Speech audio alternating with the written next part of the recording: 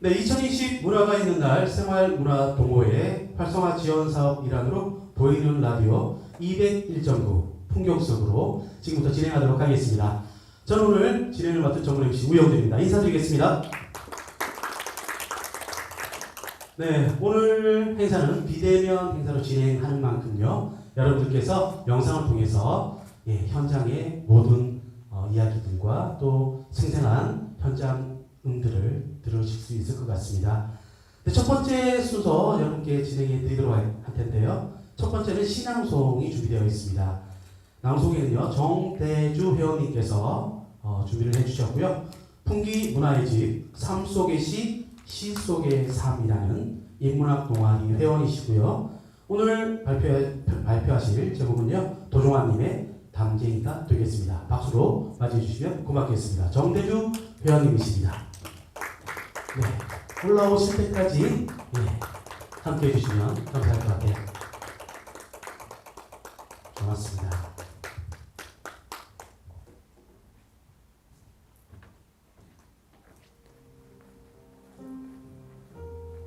담쟁이 도종환.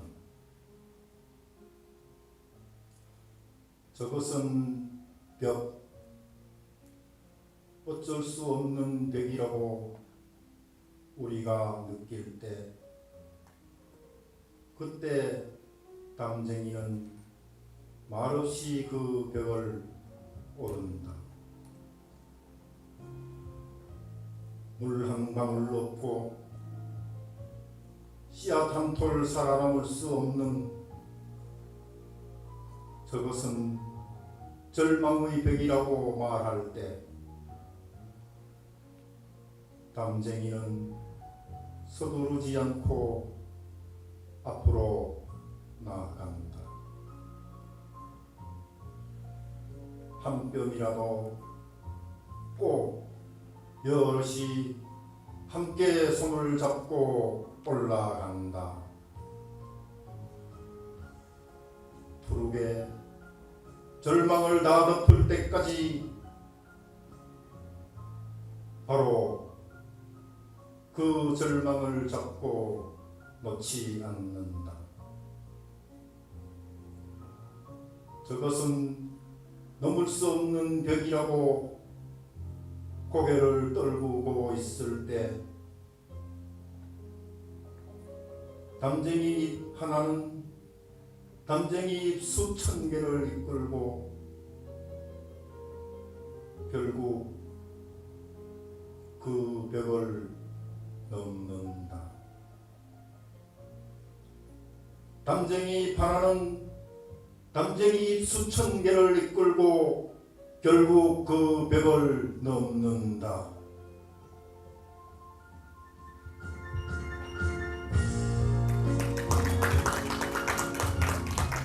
네, 정대주 회원님의 담쟁이 낭독하시는 거 들어봤습니다.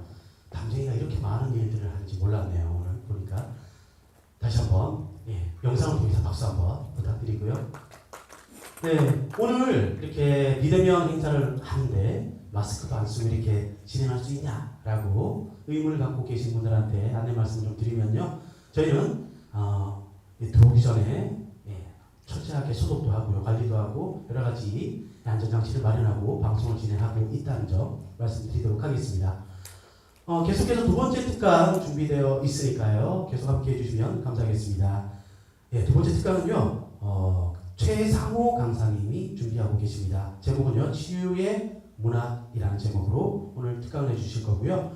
1998년 월간 문학으로 등단을 하셨습니다. 문인협회 영주 지부장을 역임하셨고요. 경북지회 시조분과 위원장을 역임하셨습니다. 영혼의 바다를 떠돌며 외 8권을 상제하셨고요. 현재 영주 문인협회 영주 시조문학회 아동문학 소백 동인회 회원이시기도 하신 오늘의 강사 최상호 강사님 무대 위로 모시도록 하겠습니다. 큰 박수로 맞이해 주시면 고맙겠습니다. 안녕하십니까. 이제껏 살아오면서 한 번도 겪어보지 못한 일들이 이어지고 있는 요즘입니다. 2020년은 인류에게도 엄청난 시련이고 선비의 고장 영주에 살고 있는 우리들에게도 지독한 아픔입니다. 깊어가는 가을을 느끼고 있다가 통기 문화의 집에서 치유의 문학에 관한 강의를 부탁하기에 조금 망설이다가 이렇게 여러모로 미흡한 사람이지만 승낙을 하고 여러분을 대하고 있습니다. 저는 풍교와 가까운 동년면 노자리에서 태어나 초등학교, 중학교, 고등학교를 영주에서 졸업하고 안동교육대학을 졸업한 뒤에 2008년 8월 명예퇴임할 때까지 40년 이상을 일선 교단에서 제자들을 가르쳤습니다. 학창시절부터 문학에 관심이 있어 습작을 하며 문학활동을 하다가 문단 말석에 연표를 그은 지 20회 정도가 지났습니다. 이제껏 시조집 8권을 펴냈고 동화집 1권도 공동으로 엮었으며 영주시민신문과 영주 FM 방송에서 칼럼을 쓰고 청취자들에게 전하면서 지내고 있습니다. 고위에 이른 지금까지 영주를 떠나 살지 않았으니 진정한 토박이라 할 만합니다. 제 강의를 시작하면서 먼저 시 한 편을 같이 읽어보겠습니다. 정현종 시인의 방문객이란 시입니다. 사람이 온다는 건 실은 어마어마한 일이다. 그는 그의 과거와 현재와 그의 미래와 함께 오기 때문이다. 한 사람의 일생이 오기 때문이다. 부서지기 쉬운, 그래서 부서지기도 했을 마음이 오는 것이다. 그 갈피를 아마 바람은 더듬어 볼 수 있을 거다. 내 마음이 그런 바람을 흉내낸다면 필경 환대가 될 것이다. 시에서 사람은 글자 그대로만 볼 게 아닙니다. 주변의 다른 모든 사물로 바꾸어도 상관이 없습니다. 꽃도 나무도 돌멩이도 마찬가지입니다. 오늘 우리가 만나게 될 시 한 편 한 편이 모두 환대해야 할 대상인 것입니다. 요즘 시대를 100세 시대라고 일컫습니다. 평균 수명의 시인장으로 생로병사가 이젠 생로병사가 되었습니다. 늙어가는 기간이 상대적으로 길어졌으니 노가 길어진 것이고 마지막 평균 10년을 아프다가 세상을 뜬다 하니 병도 길어진 셈입니다. 그래서 우리는 치유를 이야기합니다.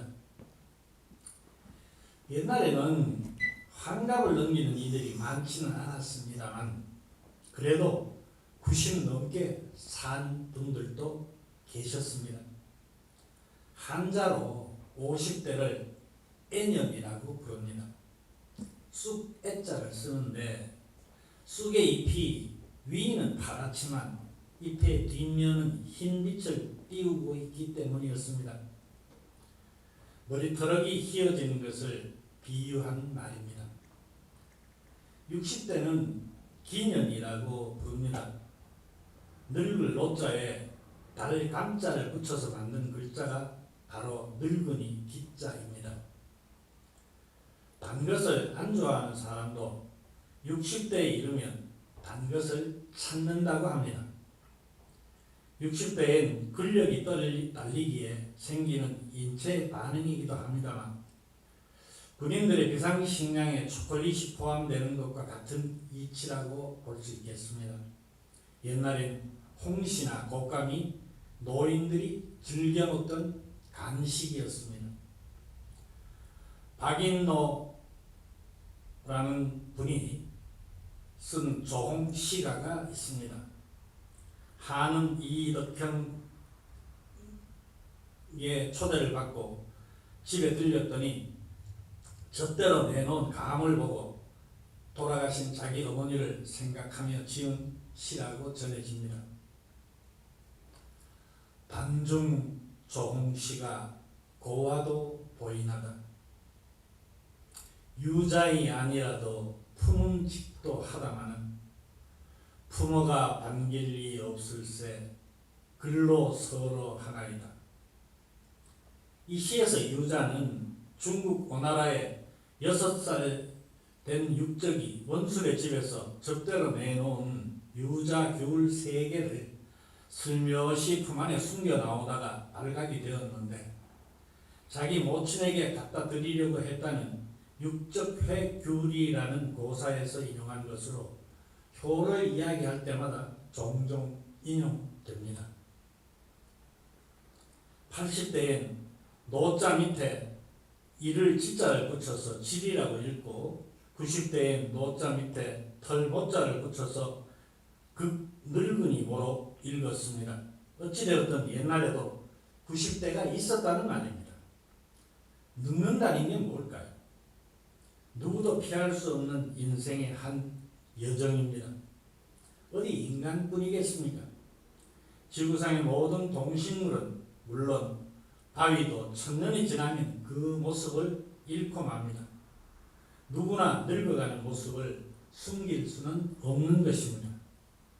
가끔 리서브 어게인, 거꾸로 더 젊어지게 한다는 화장품 광고를 보기도 하지만 아인슈타인이 말한 타임머신 외에는 우리 나이를 되돌릴 길이 없습니다. 늙는 것을 피할 수 없다면 결국 곱게 늙는 수밖에 없습니다. 공자는 나이 60을 이순이라 했습니다.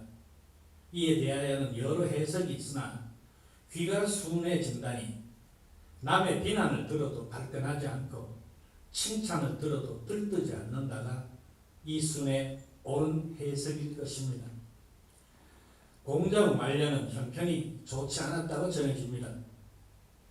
말이 주유천하이지 직업을 구하려고 10여 년을 여기저기 돌아다녔으나 그를 알아주는 제후는 없었습니다.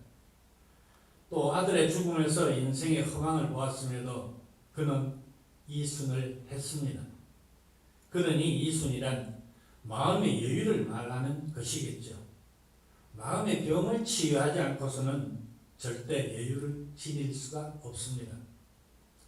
주머니 사정이 안 좋을 땐 돈 쓸 곳에 가지 않는 한 누구든 눈치채지 못하지만 마음의 여유가 없으면 은행이 강박해져서 주위 사람들로부터 경원의 대상이 되고 맙니다. 즉 곱게 늙는 첫째 비결이 마음의 여유인 것이지요. 그러므로 노년엔 종교가 있는 것이 없는 것보다 훨씬 낫습니다.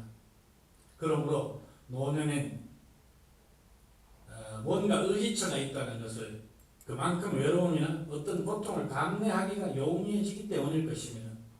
원래 종교 발언이 인간의 불완전한 속성에서 기인된 것이라면 다소라도 그 부분을 충족시킬 수 있겠고 또 그것으로 족한 것입니다.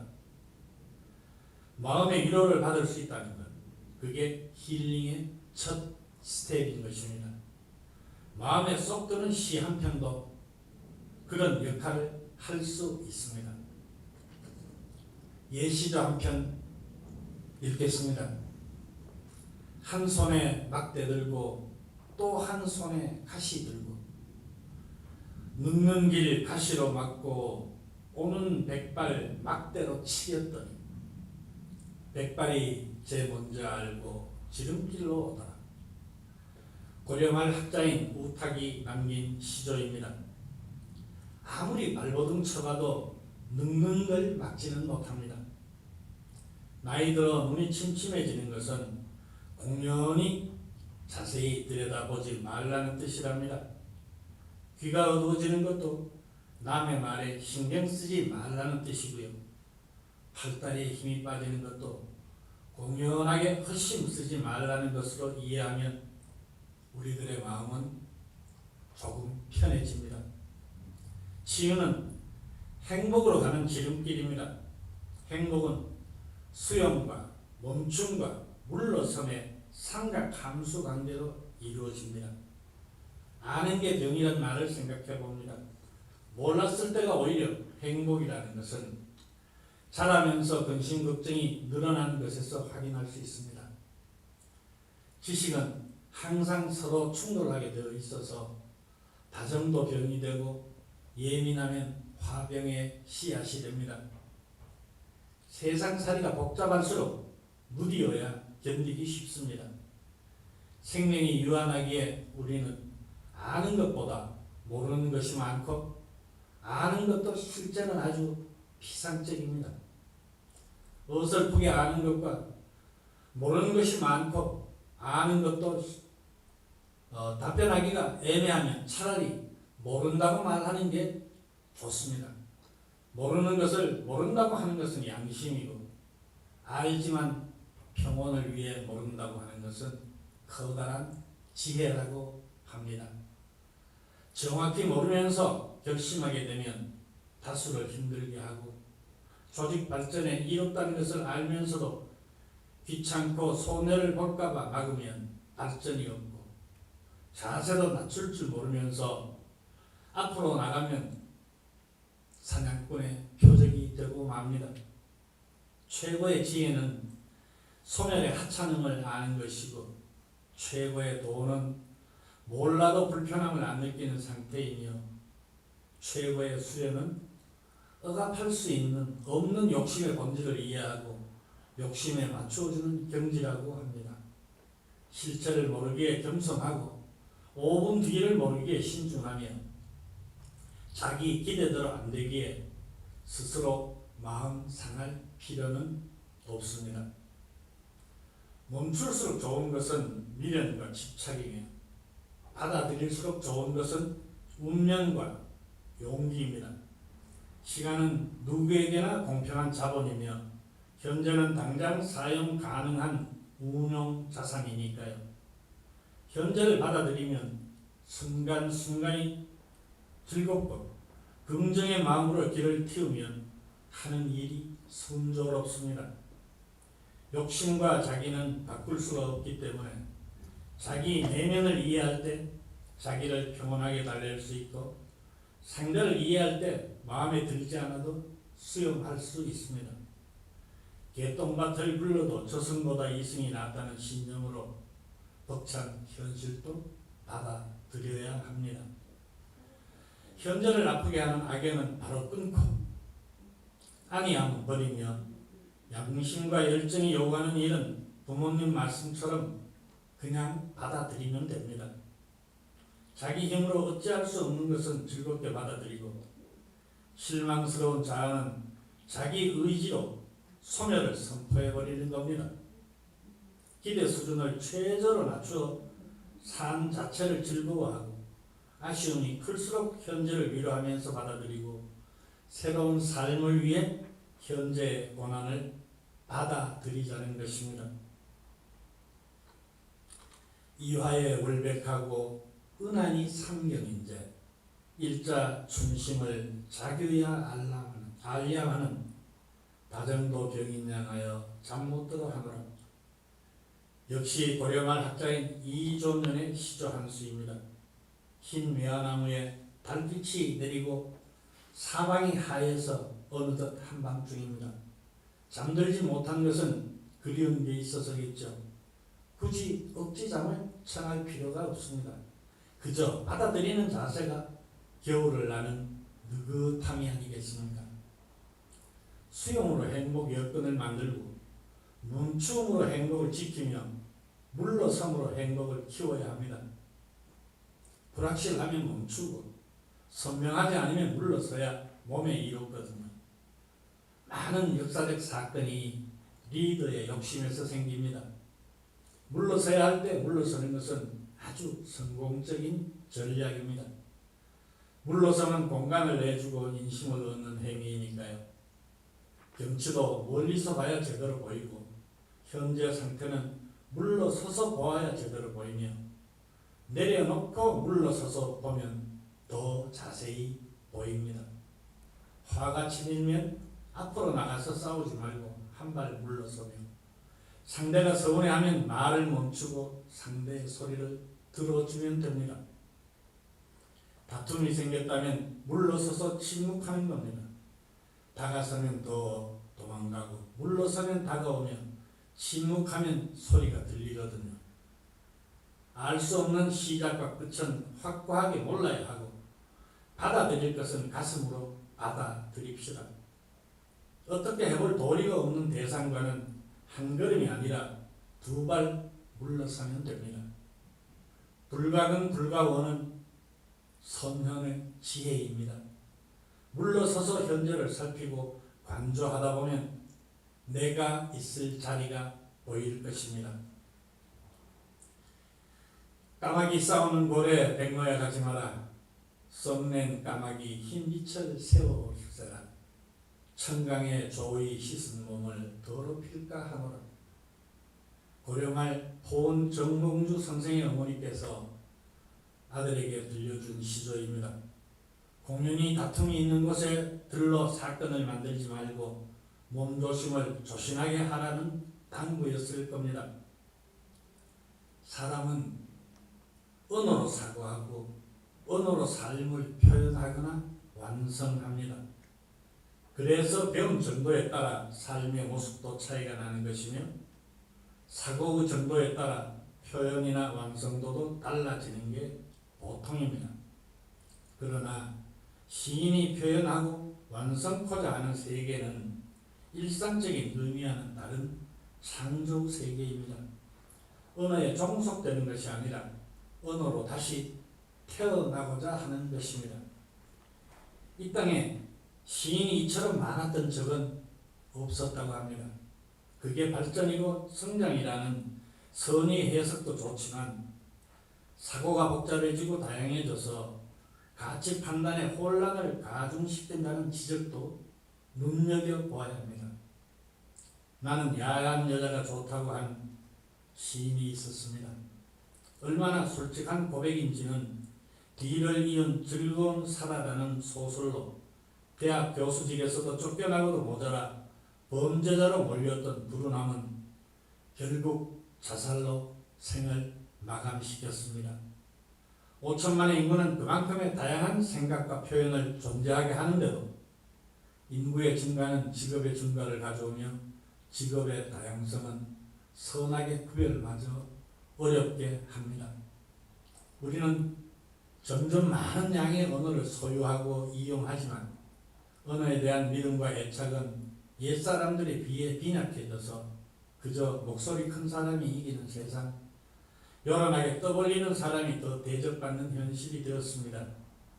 언어의 지시성, 도구성에만 의지하다 보니 언어가 가진 고유의 정서적 환기나 음악성 등을 믿지 않게 되는 것입니다. 거기에 외국어를 모르면 대접받을 수 없다는 절박함 때문에 언론, 방송 등 미디어 매체들까지도 우리 언어 파괴 또는 언어 혼란을 부추기고 있어 더욱더 큰 사회 문제가 되고 있습니다. 그러나 시인은 언어의 주관적인 창조성과 음악성을 믿고 있는 사람들로서 언어의 내부에 켜진 불붙는 이미지를 사냥하기에 도구나 수단이 아니라 목적 그 자체라는 불가분의 관계에 의해 언어에 종속되지 않고 언어와 함께 숨쉬고 살아가며 새로운 삶을 창조하는 동반자가 되고 있습니다. 다만 독자들이 그것을 이해하지 못할 뿐입니다. 가만히 오는 비가 낙수져서 소리하니 오마지 않는 이가 일도 없이 기다려져 열릴 듯 닫힌 문으로 문이 자주 가더라. 육당 천암선에 혼자 앉아서라는 시조입니다. 일제를 겪는 민족의 울분과 아무런 상관이 없어 보여도 그가 기다린 것은 조국의 독립이었습니다. 그런 시인의 속내를 헤아리지 못한 이들은 그저 사랑하는 사람을 기다리는 것으로 읽고 있을 뿐입니다. 언어는 인간과의 관계없이 존재할 수는 없습니다. 그래서 언어를 사고의 통로라고도 하고 존재의 집이라고들 하는 것입니다. 한 결의 언어는 그 결의가 전 역사를 통해 이루어낸 온갖 사고의 지략이기 때문에 어느 의미가 갖는 지시성 외에 그 결의의 얼과 문화와 정서, 역사적인 환기, 음악적인 문양 등 독창적으로 내포되어 있는 생명력이 있습니다. 그러므로 시인은 이미 언어가 만들어 놓은 상황에 대해서 다시 새로운 관계를 만들어 상황을 새롭게 해야 할 책임과 의무가 있는 것입니다. 다시 말하면 일상적 의미와는 다른 차원의 언어를 느끼게 함으로써 언어의 내포적 의미를 확산시키는 작업을 해야 한다는 말입니다. 이러한 시인의 역할은 언어에 새로운 질서를 부여하고 일상적인 삶 또한 새로운 시각으로 바라보게 하기 때문에 그 숫자가 많아지는 것이 반가울 수 있습니다. 그러나 일상적 의미, 즉 지시성이나 도구성에 의존하는 신문, 인터넷의 기사 속에는 그것을 쓴 개인의 얼굴이 보이지 않습니다. 대량의 언어군이 우리 생활 속에 정보라는 이름으로 홍수처럼 밀려들지만 우리는 그 정보에 대해 자신 있는 결단을 내릴 수도 없습니다. 정보는 넘쳐나는데 오히려 상황은 더욱 혼미해지는 것입니다. 이러한 상황 속의 언어는 온갖 관념을 만들어 사람들을 현혹하는 죽은 언어가 됩니다. 그렇지만 시인을 양산해내는 문단조차도 이념이나 사상으로 쪼개지고 지역계층에 따라 표현의 양식마저 끼리끼리가 되어버렸으니 어찌 안타깝지 않겠습니까? 시의 바다에서 숨가쁘게 자맥질하는 시인은 이러한 현실이 괴롭습니다. 어떤 대상이 언어에 의해 종속되어 그 생명력을 잃어가고 있는 상황도 괴롭습니다. 그러므로 시인은 이러한 외부 현실을 내부적 현실로 받아들여 고뇌하면서 의식 속에 가열케 하고 성숙케 하여 새로운 내부적 현실로 발효시키는 작업을 하는 것입니다. 현대에 와서 강영주 시인이 쓴 죽기 전엔 모를 거다라는 현대 시조가 있습니다. 내가 살아있다는 걸 누가 어떻게 알겠느냐? 아무 기척 없었지만 살아있었다는 걸 애비야 죽음 아니면 무슨 수로 알리겠냐? 최근에 내로라 하는 이들이 스스로 극단적 선택을 한 일로 세상이 무척 시끄러웠습니다. 자신의 죽음으로 세상에 남기려 한 진실이 과연 무엇이었을까요? 자살을 했다고 해서 무죄일까요? 세상의 심판이 영라대왕의 심판보다 더 무서웠을까요? 가만히 이 시조를 읊어보세요. 내가 살아있다는 걸 누가 어떻게 알겠느냐? 아무 기척 없었지만 살아있었다는 걸 애비야 죽음 아니면 무슨 수로 알리겠냐? 뭔가 울대를 치밀어 오르지 않으십니까? 시의 작법에 대해 소개해 놓은 대부분의 책들은 시를 쓴 순서가 정해져 있는 것처럼 소재, 제재, 모티브, 테마 등으로 설명하고 있습니다. 그러나 이것은 시쓰기에 통일된 생명력을 분해하여 나열해 놓은 것일 뿐입니다. 실제로 시를 써보면 의식화되어 있는 혹은 시인의 내부에 잠재되어 있는 어떤 강렬한 충동이 어떤 대상이나 현실과의 돌연한 만남에 의해 구체화되고 형상화된다는 걸 알 수 있습니다. 시인의 내적 충격이 재료를 선택하는 것입니다. 이때의 언어는 비로소 도구적 차원에서 승화되어 시적 상황, 시적인 현실로 창조되어 나타나게 됩니다. 시인의 내적 충격은 목적이나 본질에 앞서 불가피성에 의한다고 볼 수 있습니다. 그 불가피성은 평소 시인이 쌓아온 경험과 사상과 철학과 사회 현실 혹은 역사의식 같은 총체적으로 들끓고 있는 에너지에서 분출하게 됩니다.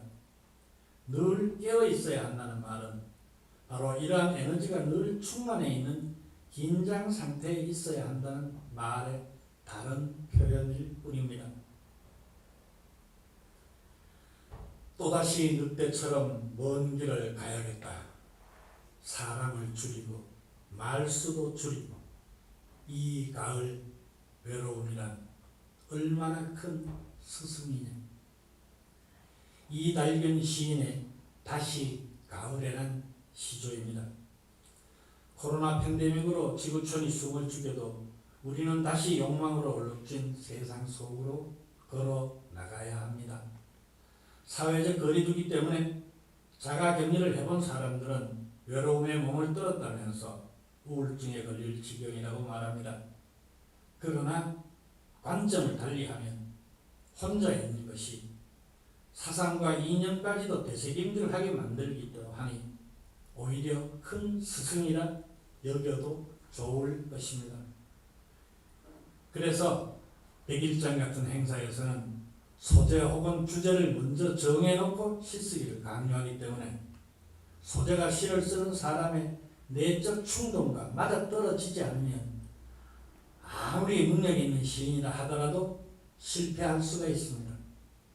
신춘문예를 통해 화려하게 등장한 시인조차도 실기대회에서는 실패할 확률도 높고 실제 그런 상황도 자주 보았습니다. 시적 언어는 허구를 만들어내는 언어입니다. 그것은 시인의 개인적인 체험, 언어 안에 불씨처럼 막혀있는 상상력에 의한 영상의 환기 같은 것이니까요. 한편의 시가 지니는 가치는 현실 속에 있는 외적인 사물이나 외적인 진실에 있는 게 아닙니다. 그러므로 소재는 시의 가치와는 아무 관계가 없습니다. 시에 동원된 소재, 현실의 상황이 무엇이든 간에 그것들은 일단 시적 언어 속, 허구 속에서 해체되거나 재조립을 본 언어의 관계 속에서 새로 만들어지는 것이라고 보아야 할 것입니다. 누가 밖에서 모스를 타전한다. 돈 줘 돈 줘 쯧 풀리지 않는 암호 같은 발씨는 무엇을 표현한 것일까요? 전정희 시인이 쓴 빗소리입니다. 비가 내려서 문틈으로 낙숫물 소리를 듣고 있는데 무전기로 정보문을 보내는 것으로 들립니다. 똑똑똑 떨어지다가 주르륵 흘러내립니다. 이게 돈 달라고 하는 소리 같다니 얼마나 재미있는 발상입니까? 누가 창밖에서 모스를 타전한다. 돈 줘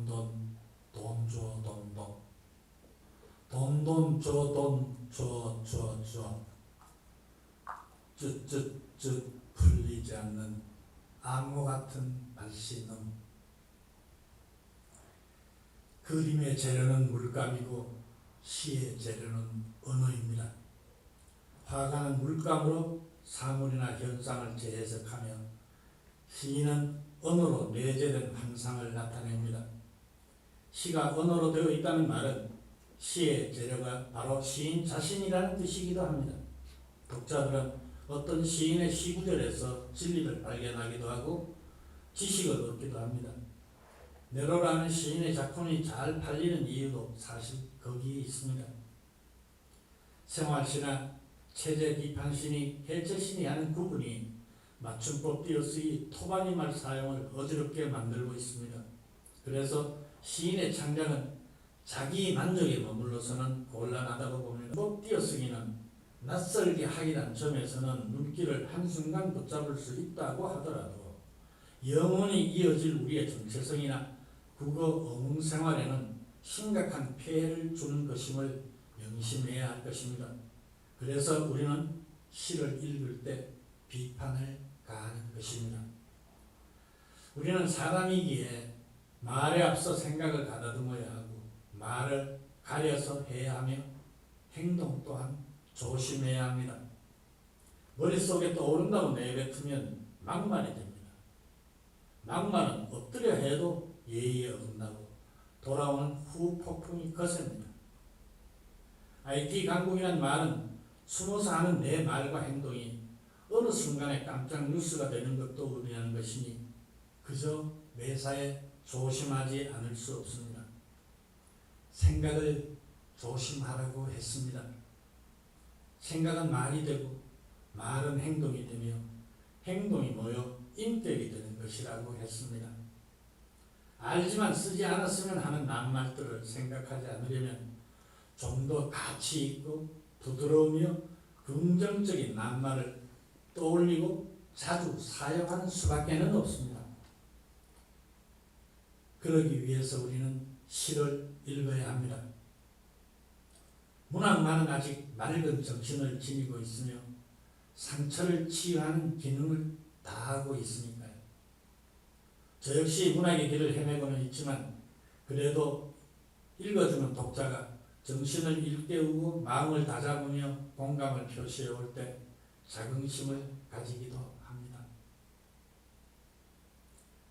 쨍하게 맑은 날은 반그늘도 반가워서 부부송 우뚝한 길 뒷짐 주고 멈추는데 실개천 외가리 한 쌍 다른 곳을 보고 있다.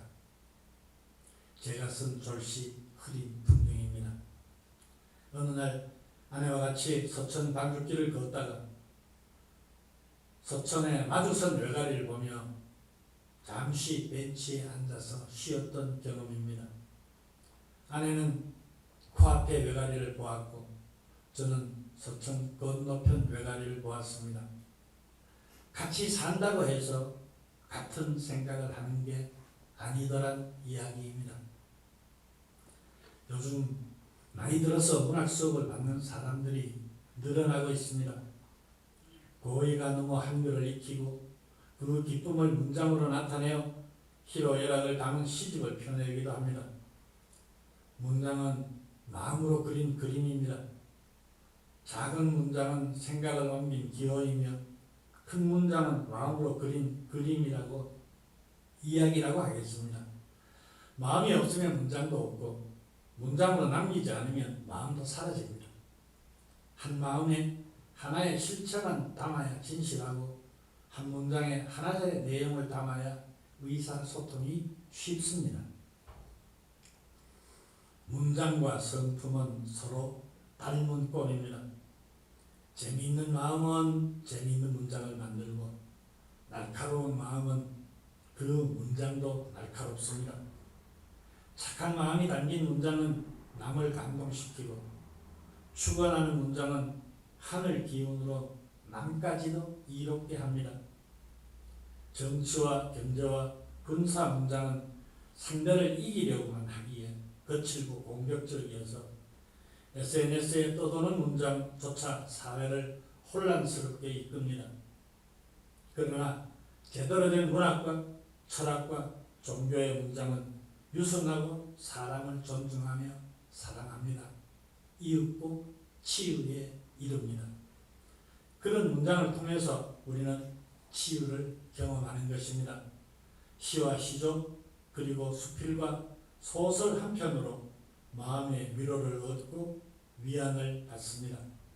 나아가 용기를 얻기도 합니다. 농부는 논두렁에 콩 3알을 심었다. 하나는 들쥐가 먹고 하나는 날새가 먹고 하나는 싹을 틔워서 남과 북이 나누어 먹지. 최영호 시인의 통일론입니다. 우리의 소원이 통일이라고 노래하지만 결국은 같은 민족끼리 잘 먹고 잘 살자는 이야기지 않습니까? 목적이 같다고 해서 방법까지 같아야 하는 게 아닙니다. 방해되는 것들까지 고려하면서 노력해야 한다는 것을 시인은 농사에 비유하고 있습니다. 역사의 기록은 현재를 돕는 실체를 담고 있고 인문의 문장은 평온을 추구하며 정서의 문장은 감성으로 감동을 줍니다. 사명과 꿈이 담긴 문장으로 가슴을 뛰게 하고 명확한 문장으로 사물의 본질을 그리며 평온한 문장으로 선한 세상을 달래는 게 문학의 본분이 아닐까 싶습니다. 이러한 사람의 생각과 문장이 잘 어울리는 게 바로 문학이고 예술입니다. 작품 하나하나가 마음의 호수이기 때문입니다. 예술은 삶의 질을 높이는 도구여서 음악은 몸으로 읽은 소리를 조합하고 그림은 몸으로 본 색과 도형을 압축하며 시는 영성이 본 화폭을 펼쳐냅니다. 문장은 마음을 보여주는 예술이고 예술은 마음과 영성의 교감을 보여주는 무대이기도 한 것입니다. 문장은 의미를 바로 드러내고 예술은 의미를 숨깁니다만 문장은 논리로 마음을 펴고 예술은 편집으로 격식을 뗍니다. 문장은 마음을 기호로 드러낸 언어의 예술이고 예술은 대조와 대칭과 파격으로 의미와 감각을 지연시키는 문장이기 때문입니다.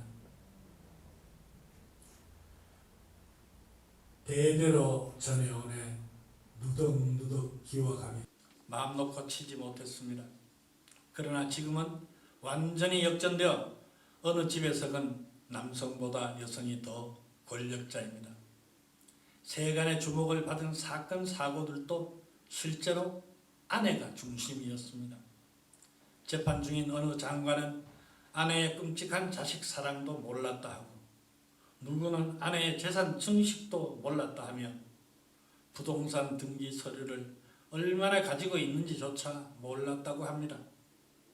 혹자들은 사내답지 못하다고 하고 시속대로라며 고개를 끄덕이기도 합니다. 권력을 잡았던 이들이 아내의 권위를 올려주는 마중물이 되고 있습니다. 마중물이란 지하수를 끌어올리기 위해 펌프에 붓는 한 바가지의 물을 뜻하는 순우리말입니다. 사람과 사람 사이는 물론이고 가족 간에도 소통의 마중물은 반드시 필요합니다. 식구들이 제각각 생각하는 바를 이끌어내기 위해서라도 가장이나 어른이 먼저 마중물을 부어야 합니다. 기성세대에게 절실히 필요한 것이 바로 이 새로운 소통 방식인 바, 나이 어린 세대에게 나는 이미 기성세대라서 잘 모르겠지만 네 생각은 어떠니? 하고 마중물을 부어줄 수 있어야 합니다. 그러기 위해서 우리는 치유의 문학을 활용할 수 있어야 합니다. 말하기 좋다 하여 남의 말 말일 것이 내 남말하면 남도 내 말 하는 것을 말로써 말이 많으니 말 말을까 하노라. 조선시대 시조라는데 누가 썼는지는 아무도 모릅니다. 당파 싸움도 말과 글로 하던 시대였으니 아마 상대방이 눈치채지 못하게 하려고 스스로를 숨겼을 테죠. 요즘처럼 없는 말도 지어내고 손톱만한 것을 바위만큼 뻥튀기 하는 현상과는 아주 다르지 않습니까? 우리는 조선시대 유교 문화와 해방 후 군사 문화를 거쳐오면서 상명하복의 수직 소통 방식에 너무나 익숙해져 있습니다. 집안에서는 우도른의 말에 무조건 복종해야 했고 남편은 하늘이라고 떠받들어야 했으며 출세로 일컬어지는 계급사회, 조직사회에서도 근무평정이란 이름으로 높은 분의 눈치를 보며 지내야 했으니 당시로서는 어쩌면 당연하다고 생각했을 겁니다. 그러나 현대사회는 구조나 계층이 더욱 복잡하고 다양해져서 모든 분야에 걸쳐 소통의 병목 현상이 발생하고 있습니다. 국내 환경이 급변하고 젊은 세대의 사고방식과 생활 패턴은 상상할 수 없을 만큼 빠르게 바뀌고 있어서 기성세대는 도저히 발벗고도 따라가지 못합니다. 이는 수평 소통 방식이 익숙하지 못하는 기성세대의 권위의식 탓입니다. 젊은 세대는 수평 소통 방식을 자유롭고 편안하게 잘 사용하고 있습니다. 이러한 빠른 변화의 속도를 가정의 부모, 부모와 자식, 또 학교에서의 스승과 제자, 조직사회에서 상사와 부하 관계가 제대로 따라가지 못하고 있기 때문에 불통의 현상이 발생하곤 하는 것입니다. 가끔 젊은 세대가 활용하는 인터넷 용어나 줄임말을 알아듣는 기성세대가 과연 얼마나 될까요? 기성세대에 있어서 수평적 소통 방식은 낯선 것이 사실입니다. 상대방과 대화를 주고받으면서도 상대를 인정하고 칭찬한다는 것이 낯간지럽고 쑥스럽다는 생각에 젖어 아직도 남자, 가장, 상사로서만 나를 따르라로 존재하여 꼰대 소리를 듣는 것입니다. 평생을 같이 살았으면서도 서로 사랑해라는 말을 들어보지 못했노라고 회상하는 고령화 사회에서 가장 절실한 것은 바로 수평적 소통 방식입니다. 그래서 소통을 일종의 예술행위라고 합니다. 상대와 내가 만난 그 순간 단 한 번뿐인 소통이 이루어지는데 서로의 존재를 확인하는 순간부터 상대와 내가 생생하게 살아 움직이는 미묘한 감정, 기분과 생각을 공감하게 되는 것입니다. 똑같은 사람을 만나더라도 만날 때마다 상황이 바뀌고 상대방이나 나 역시 감정이나 생각이 고정되어 있지 않고 늘 변하기 마련이어서 그때그때 소통의 방식 또한 달라져야 합니다.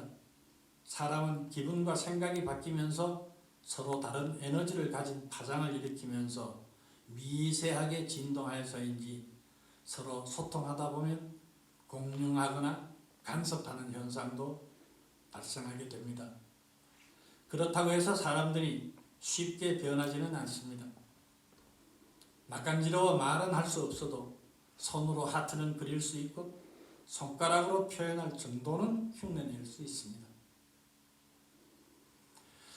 비틀스의 Let It Be라는 노래가 있습니다. 무심결에 흥얼대지만 영어 가사의 뜻이 예사롭지 않습니다. 내가 괴로움에 빠져 있을 때 성모 마리아께서 내게 오셨지. 지혜의 말씀을 주셨어. 자연스럽게 존재하라고. 내가 캄캄한 암흑 속에 있을 때 그분은 바로 내 앞에 서 계셨어. 해주신 지혜의 말씀 그냥 존재하라고. 그렇습니다. 자연스럽게 있는 그대로 두어야 합니다. 그게 Let It Be입니다. 있는 그대로 마냥 존재하라고. 그동안 자연보호랍시고 우리가 해온 일이 무엇이었습니까? 사랑하는 님은 멀리 있어 그립고 설악은 더 멀리 있어 애써 찾음으로써 즐겁지 않았던가요?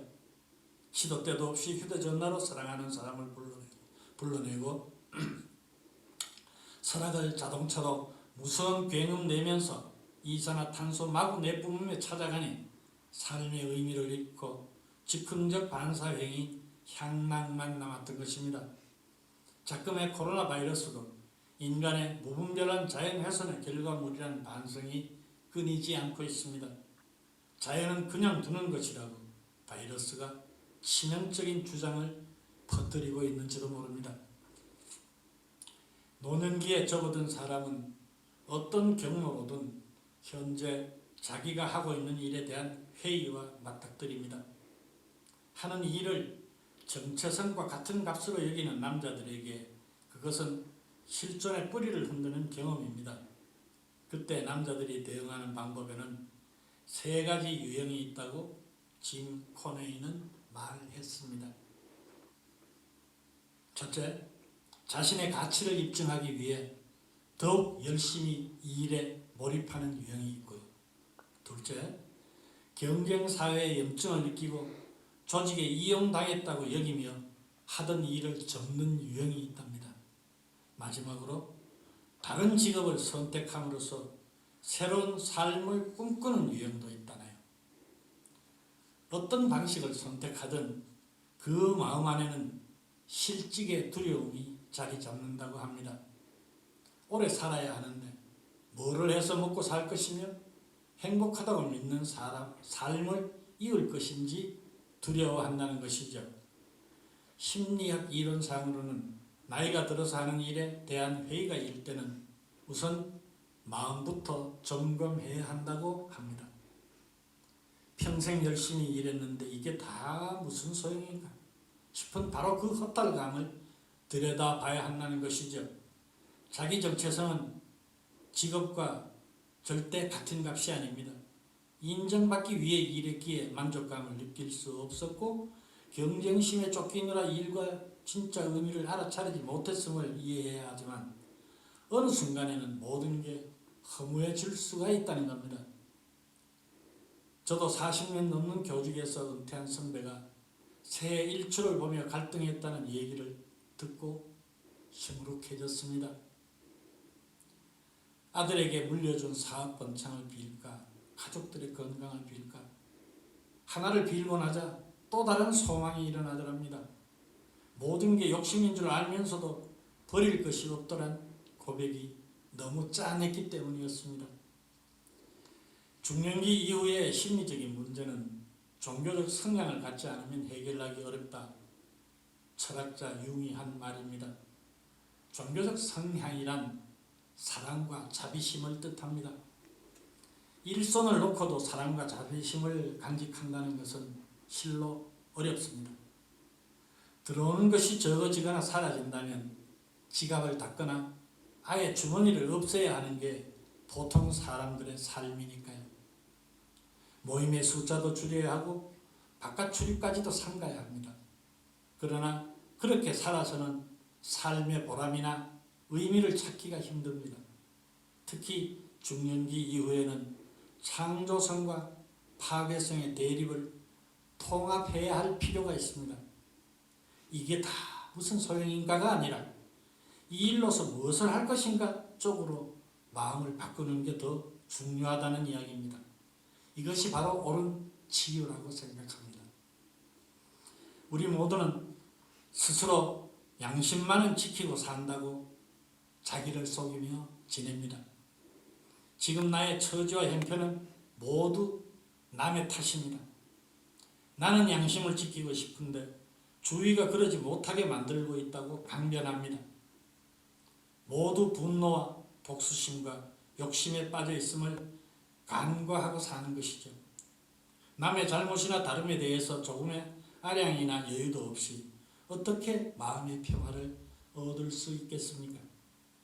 우리 모두의 책임이라는 반성과 공감대가 형성되지 않으면 소통은 고사하고 개인의 기쁨이나 행복도 낙관할 수가 없는 것입니다. 오늘 나의 고뇌는 누구의 책임도 아닙니다. 모두 각자의 입장에서 여유와 만족을 갖고 하루하루를 축제와 같은 삶으로 채우려면 마음의 여유가 있어야 하고 무엇보다도 내 삶의 주인이 되어야 합니다. 이제 우리는 외면의 아름다움이 아니라 내면의 아름다움을 바꾸어야 합니다. 동시 한편에서 잊었던 동심을 되찾고 신화 시조를 읊으면서 마음의 평화를 얻어야 하며 수필과 소설을 읽고 들끓는 욕망의 회오리도 잠재워야 합니다. 지난번 아카시가 활짝 꽃을 피웠을 때 원래 양봉 사업이 풍년일 것이라 생각했는데 이상 고온으로 오히려 채밀이 평균의 절반밖에 되지 않았다고 해서 놀랐었습니다. 어쩌다 들린 시골에서 소쩍새 울음을 듣고 가장 먼저 떠올린 시가 바로 서정주의 국화 옆에 서였습니다. 한 송이 국화꽃을 피우기 위해 봄부터 소쩍새는 그렇게 울었나 보다. 미담 서정주 시인의 시입니다. 국민적 명시의 바늘에 올랐던 이 시가 교과서에서 사라진 것은 친일 문제가 거론되기 시작한 이후였습니다. 이 시가 일본 천황이나 독재자를 미화한 작품이라고 보는 이들이 하도 왁자하니 교과서 편수에서 제외했던 것입니다. 과연 그런 정치적 시각으로 이 시를 평가하는 것이 온당한 일인가 하는 문제는 일단 접어두겠습니다. 시골에서 글을 쓰는 사람으로서 오늘은 시작법의 가장 훌륭한 작품으로 꼽힌다는 걸 이야기하고자 합니다. 작품 자체만 생각한다면 이 시는 독자적인 미의식을 가지고 한 송이 국화꽃의 개화 과정을 한 인간의 시련과 성숙 과정으로 자연스럽게 노래한 최고의 작품이라 할 수 있습니다. 학창시절 이 시를 처음 읽었을 때 봄부터 소쩍새는 그렇게 울었나 보다라는 구절을 해설하는 국어 선생님은 소쩍새 울음소리에서 시작하여 꽃 한 송이가 피어나기 위해 겪어야 하는 인고의 과정을 통찰했다고 하셨습니다. 이 시를 쓴 서정주의 예리한 언어 감각을 강조하셨습니다. 이 한 구절에 그친 게 아니라 이어서 천둥은 먹구름 속에서 또 그렇게 울었나 보다 라는 구절과의 결합으로 시적 연관성을 단단히 결속시켜 주었다고 이를 본받아야 한다고 재차 강조하셨습니다. 시는 언어로 그리는 그림이라 합니다. 소쩍새 울음과 천둥의 큰 울림을 대비시킴으로써 극소의 것과 극대의 것의 결합이라는 점에서 다른 시에서는 찾아보기 힘든 독자성을 갖는다고 하셨습니다. 국화꽃과 소쩍새, 천둥, 거울 앞에 누님은 공연한 시적 배치가 아닙니다. 이 시에 소쩍새만 등장했더라면 이 시가 얼마나 밋밋했을까요? 봄밤의 예절함과 여름 천둥 소리의 강력함을 하나의 이미지로 결합한다. 젊은 날의 방황과 파란 곡절을 경험하고 거울 앞에 선 누님의 이미지를 적절하게 제시하여 이 시는 절묘한 삼각형을 이루었고 그림으로서도 완벽한 구도를 갖추게 된 것입니다. 그러나 아직 국화꽃이 다 피어나지 않았습니다. 무서리가 내리고 밤새 잠들지 못한 화자, 자신이 있어 소쩍새에서 출발한 시적 이미지는 천둥을 거쳐 누님으로 발전하고 다시 화자의 내적 고뇌를 전면에 부각시키면서 구조적 완결성을 갖추게 됩니다. 물론 이 구조의 첫 매개체는 소쩍새이고 소쩍새 또한 이 구조를 통해 생생한 생명력을 획득했습니다. 시 창작 시간에 항상 강조되는 사실이지만 시는 낯선 것들의 결합을 통해 그 전에는 다른 사람이 보지 못했던 것을 보여주는 언어적 발견이 필수입니다. 때로 익숙한 것들이라 하도 그 결합 방법에 따라 새로운 착상의 시가 새로운 발상의 멋진 시로 창조되기 때문입니다. 복잡하고 오묘한 것이 생명의 탄생인데 국화 한 송이를 피우기 위해 거쳐야 하는 과정을 적정하고도 자연스럽게 구성했다는 것은 이 시가 내밀한 생명력을 가지고 있다는 뜻이 됩니다.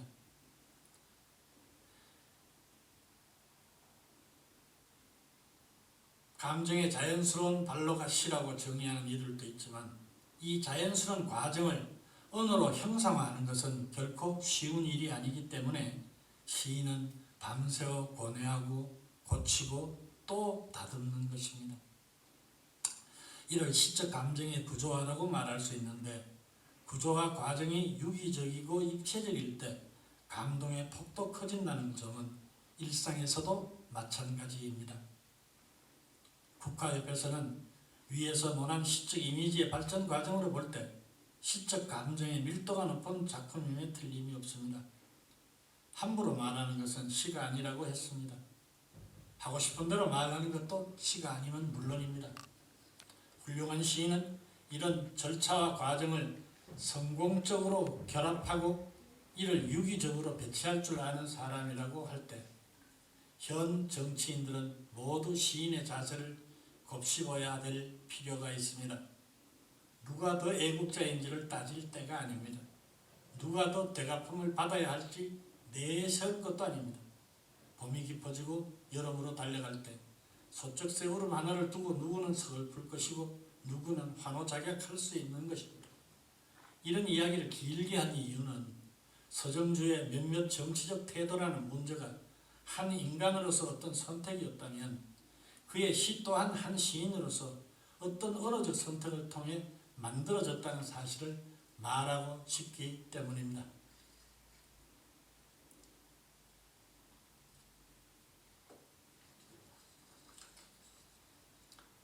남들은 무심할 때 님은 나라 걱정했고 남들은 못 미친 생각 님은 능히 생각했소. 거북선 만드신 뜻을 이어받드옵니다. 오늘날에 와서 친일했다고 그의 헌신을 표명하고 있는 고 박정희 대통령의 거북선이란 시조입니다.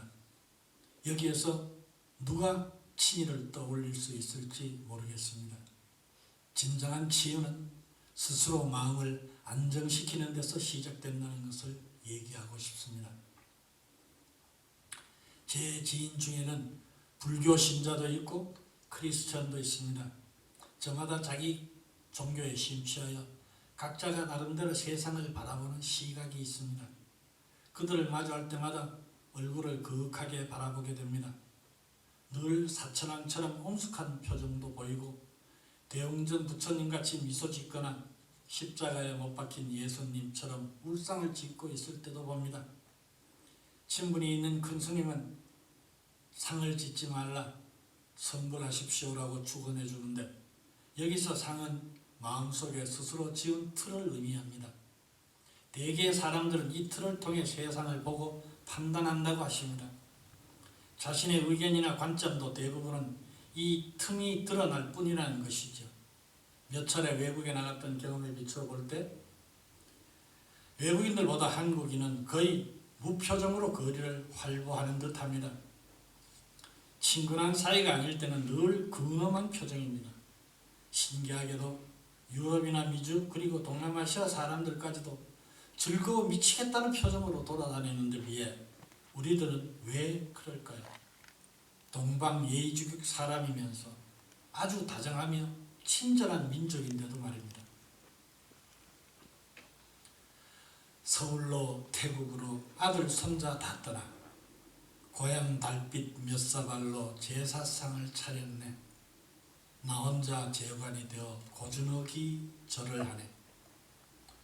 50년 그 세월 또 난 한 초 피는 사이 상 차리던 당신이 오히려 상을 받다니 내 집에 자정의 만찬 설거진 하고 갈 게다. 이용상 시인이 아내의 제삿날에 홀로 제상을 차렸다는 고백시입니다. 우리네는 이렇게 살고 있습니다. 부부는 타인으로 만나 살부치로 살다가 제각각 저승으로 갑니다만 함께한 세월의 유정함이야 남들이 어찌 다 헤아릴 수 있겠습니까?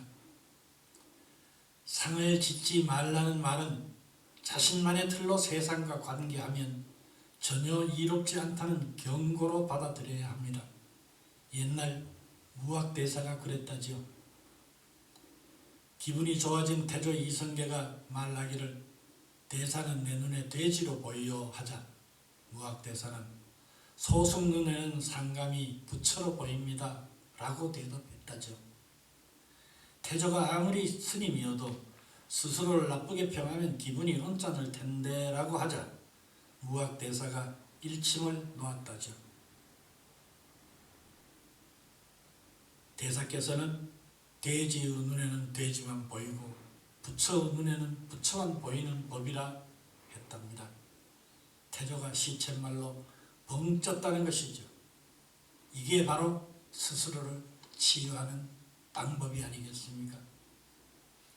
세상은 넓고 복잡하며 유동적인데 좁고 굳은 틀을 갖다 들이대면 세상의 진실과 접촉하지 못할 뿐만 아니라 넓디 넓은 세상의 좁다란 한 부분만 접촉하거나 유동적인 세상의 굳은 한쪽만을 지키는 꼴이 되기 십상입니다. 넓은 것을 좁게 보고 움직이는 것을 정지한 것으로 보면 이롭지 않을 것이 분명합니다. 3년 전 겨울 촛불을 들고 광장에 모여 민주주의 회복을 외쳤고 대통령을 탄핵하고 정권도 바꾸면서 새 정부를 꾸린 우리들은 어떤 상을 꿈꾸었습니까? 3년이 되어가는 지금 세상은 과연 어떠합니까?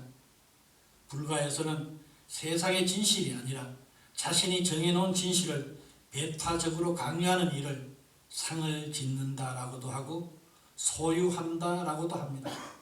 그래서 상을 짓지 말라는 말은 무소유하라는 말과 같이 이해할 수 있습니다. 상을 짓지 않거나 무소유하면 진실을 접촉할 수 있습니다. 세계의 진실을 접촉하는 능력을 갖춘 사람은 판단이나 결정을 그 흐름에 맞게 할 수 있으므로 성공할 확률도 그만큼 높아집니다. 반대로 그 흐름에 맞추지 못하면 실패하고 패망할 수밖에 없겠죠. 불교적 관점에서 보면 가장 크고 강한 존재가 바로 부처입니다. 부처는 세상은 한순간도 멈춤이 없고 고정된 뿌리를 가진 것이라고는 하나도 없다고 말합니다. 세상의 진실은 이러이러해서 한 생각이나 한 대상에 밀착하는 행위인 집착을 가장 헛된 일로 치부합니다. 헛된 생각과 헛된 행위로는 어떤 일도 이룰 수 없다고 강조하는 것이죠. 상을 짓지 않음으로써 헛된 생각과 헛된 행위만 벗어날 수 있으면 그 순간 바로 가장 큰 사람 부처가 되는 것입니다. 꽃이 피네 한잎 한잎 한 하늘이 열리고 있네. 마침내 남은 한 잎이 마지막 떨고 있는 고비. 바람도 햇볕도 숨을 죽이네. 나도 아려 눈을 감네. 이호우 시인의 유명한 개화입니다. 그냥 꽃이 피는 모습이 아니라 무언가를 이룬 결과라고 생각하면 지켜보는 그 심사를 짐작할 수 있습니다. 지금 정권을 잡은 정부 여당 사람들은 어떤 상을 짓고 있을까요? 속된 말로 모두가 죽을 상이고 울상일 듯 합니다. 상을 짓지 않으면 부처 정도의 큰 사람이 되고 부처 정도의 큰 성취를 이루려면 상에 빠지지 않아야 합니다. 다른 가르침에서 추앙하는 성인들도 이에 가깝던 이들입니다. 결국 가장 큰 인격은 자신만의 생각에 갇히지 않는 사람으로서 모두가 경청하는 태도로 일생을 보냈습니다. 상을 튼튼하게 가진 사람은 주관적이고 비과학적이며 가벼이 덤비고 고집스러웠습니다. 히틀러가 그랬고 무솔리니가 그랬으며 일본 군국주의자들이 그랬습니다. 세상이 자신의 상과 다르게 돌아갈 때 자신의 상을 바꾸지 않고 오히려 정당화했습니다. 자신의 조국 중국의 패망을 보고 한탄하다가 구국의 길에 들어선 루시는 패망의 원인을 우선 중국인의 정신이 열등해진 것에서 찾았다고 합니다. 그 열등성에는 바로 실력이 없어 당한 것이면서도 그 파멸의 상황을 애써 외면하고 더 나아가 자신이 진 것은 아니다 라고 정당화하는 비겁함이었습니다. 아편 전쟁으로 완전히 망가지고 나서도 어떤 부류의 중국인들은 물질 문명에서는 졌지만 정신 문명이나 도덕성은 중국이 서양에 앞서 있다고 주장했거든요. 이것도 구체적인 사실을 왜곡하여 정신적으로 스스로를 위로하고 정당화하는 것일 뿐이었으니 이런 유형의 패배주의적 인간에게 루시는 아큐라는 칭호를 붙였습니다. 아큐는 패배주의적 심리 상태 속에서 큰 능멸을 당하고도 마음속으로는 이겼다고 자위하는 습성을 버리지 못합니다. 이긴 것으로 자위하려면 돌아가는 판을 자신의 상에 맞춰 멋대로 해석하고 보고 싶은 대로만 봅니다. 옆에서 악마가 자라고 있어도 그것은 다른 악마에 대항하려는 것이지 자신과 같이 선한 사람을 해치지는 않을 것이라고 자신합니다. 게다가 자신이 마음만 먹으면 제압할 수 있지만 일부러 그렇게 하지 않는다고 허풍도 칩니다. 지금 여당에서 야당으로 곤두박질 친 사람들이 보이는 행태를 보면 이해가 될 것입니다. 아무리 크고 아름다운 말도 상에 갇히면 추하고 악하고 비효율적이 됩니다. 행복, 자유, 정의, 평등, 평화, 봉사, 독립, 깨달음 등등 다 좋은 말들이지만 항상 좋기만 하도록 태어나지는 않았습니다. 뿌리를 고정하지 않고 세상의 흐름에 맞춰 유동성을 발휘할 때만 좋은 의미 그대로 드러납니다. 평화도 자신의 상 속에 갇혀 주의가 되면 악마를 부르는 호루라기가 될 뿐입니다. 깨달음도 자신의 상 속에 갇히는 순간 그저 완고한 고집으로 전락하고 맙니다. 상을 따라 보고 싶은 대로 보거나 봐야 하는 대로 보는 일은 아큐가 걸었던 실패의 길입니다. 인생에 성공하고 싶으면 상을 걷어내고 보이는 그대로 볼 수 있는 문학적 태도와 친해져야 합니다. 선체로 늙어가는 그런 길도 있다는 걸, 발목을 빠뜨린 채 한 생이 저문다는 걸 알면서 할 일 끝낸 저 넉넉한 반대속. 김소혜 시인의 허수아비입니다. 끼일 때 안 낄 때 가리지 않고 나서는 이들이 천지입니다만 시대는 낄기 빠빠라고 비웃고 있습니다. 낄 때 끼고 빠질 때는 빠지라고 권하는 세상입니다. 남들 사는 모습을 보고 우러르거나 내려다보지 않으려면 자기를 높이 생각해야 합니다. 치유는 자기 존중 없이 이루어질 수 없습니다. 마지막 한 수를 들려드리겠습니다. 감장새 작다 하고 대붕아 웃지 마라. 구만리 장천을 너도 날고 저도 난다. 두어라 일반 비전이 네오 제오 다르랴. 지금 살고 있는 모습은 너나 나나 다를 바가 없습니다. 그저 목숨껏 열심히 살면 됩니다. 코로나가 아무리 무서워도 개인 방역 수칙만 잘 지키면 됩니다. 사회적 거리두기로 외로워졌다고 우울해할 필요도 없습니다. 어차피 인생은 혼자입니다. 누가 뭐라고 하든 내 마음의 상처로 받아들이지 않으면 자주 웃으면서 짧은 시나 시조 한 편 읊으면 마음에 여유가 생길 것입니다. 긴 시간 경청해 주셔서 대단히 고맙습니다. 네, 최상무 강사님의 특강이었습니다. 네, 문화체육관광부와 지역문화진흥원이 주최하고요. 영주문화원 풍기문화의 집에서 주관한 2020 문화가 있는 날 생활문화 동호회 활성화 지원 사업 일환인 보이는 라디오 201.9 풍경 속으로 첫 번째 날 시가 있는 풍경이었고요. 오늘 현장 중계 비대면 중계로 여러분께 방송을 통해서 전해드렸습니다. 네, 보이는 라디오 풍경 속으로는요 23일 오늘 첫날부터 시작해서 24, 25일 계속 진행된다는 점 말씀드리도록 하겠습니다. 오늘 끝까지 함께 해주시고요.